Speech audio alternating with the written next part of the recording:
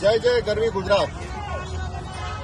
આપણા મૂળ સરદાર પટેલ સ્ટેડિયમ અત્યારે જે નરેન્દ્ર મોદી સ્ટેડિયમના નામે જાણીતું બન્યું છે, એ મોટેરા વિસ્તારમાં બળદેવનગરની ચાલી ખાતે અહીંના સ્થાનિક રહીશોને મળ્યા. આપ આ જોઈ શકો છો મલબો.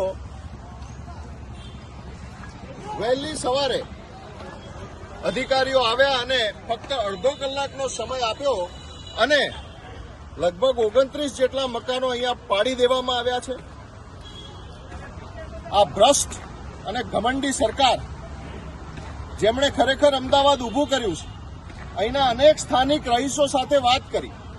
1968 થી એટલે 55 થી પણ વધારે વર્ષથી જે લોકો અહીંયા રહ્યા છે, અનેક નાની મોટી ઘટનાઓના જેઓ સાક્ષી રહ્યા છે, એમને અચાનક મકાન વિહોણા કરી દેવામાં આવ્યા છે. અમાનવીય રીતે એમની સાથે વર્તન થયું છે. કોમનવેલ્થ ગેમ આવી રહી છે. કોમનવેલ્થ ગેમનો કોઈ વિરોધ નથી, પરંતુ કોમન મેનના ભોગે કોઈ પણ કામો ન થવા જોઈએ. આજે આટલા વર્ષોથી અમદાવાદમાં રહ્યા છે, સ્થાનિક લોકો સાથે વાતચીત કરી. એમણે કહ્યું સિંગલ બેન્ચનો ચુકાદો આવ્યો કે આપ ડબલ બેન્ચમાં જઈ શકો છો કે સુપ્રીમમાં જઈ શકો છો. એ લોકો શુક્રવારે ડબલ બેન્ચમાં ગયા છે, જેનો ચુકાદો હવે આવવાનો છે. એટલી પણ ધીરજ તંત્રએ રાખી નથી અને રાતોરાત આ બુલડોઝર લોકો ઉપર ફેરવી દીધું છે. કેટલીય માતાઓ બહેનોની વેદનાઓ અહીંયા સાંભળી. કોઈના ઘરમાં બીમારી છે, કોઈના ઘરમાં પરીક્ષાઓ ચાલે છે, કોઈએ હજી ઘર શોધ્યા નથી. સરકાર નવા મકાનો આપવાની છે તે તૈયાર નથી અને ગમે ત્યાં જવા માટે આ લોકોને મજબૂર કરી દીધા છે. આવી રીતે આપણે કોમનવેલ્થ ઉજવવાની છે.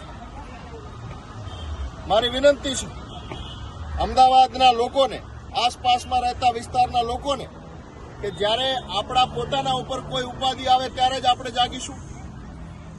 આમ આદમી પાર્ટી વતી અમે વિનંતી કરીએ છીએ કે જે લોકોના મકાન પાડી દેવામાં આવે એમને તાત્કાલિક ધોરણે ન્યાય આપવામાં આવે, એમને તાત્કાલિક રીતે બીજે વસવાની વ્યવસ્થા કરવામાં આવે. અત્યારે બધા જ લોકો રોડ ઉપર આવી ગયા છે. શું આ રીતે આપણે અમદાવાદનો વિકાસ કરવાનો છે? 41 વર્ષ સુધી અહીંના લોકોના કહેવા પ્રમાણે ટીપી ખુલી નથી, તો આટલા વર્ષોથી વિકાસ ક્યાં ગયો? હજારો મકાનો પાછળ બનેલા છે.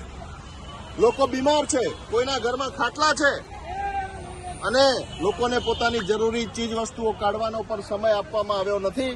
ત્યારે ફરીથી ધિક્કાર છે આ સરકારને, આ શાસનને, કે સંપૂર્ણ અમાનવીય કોના ઇશારે બનીને આ કામ કરવામાં આવે છે. ભગવાન આમને સદબુદ્ધિ આપે અને જે પીડિતો છે, જેમના મકાન પડી ગયા છે, એમને સારામાં સારી વ્યવસ્થા સત્વરે મળે એવી ભગવાનને પ્રાર્થના, કે શાસકોને સદબુદ્ધિ આપે. જય જય ગરવી ગુજરાત.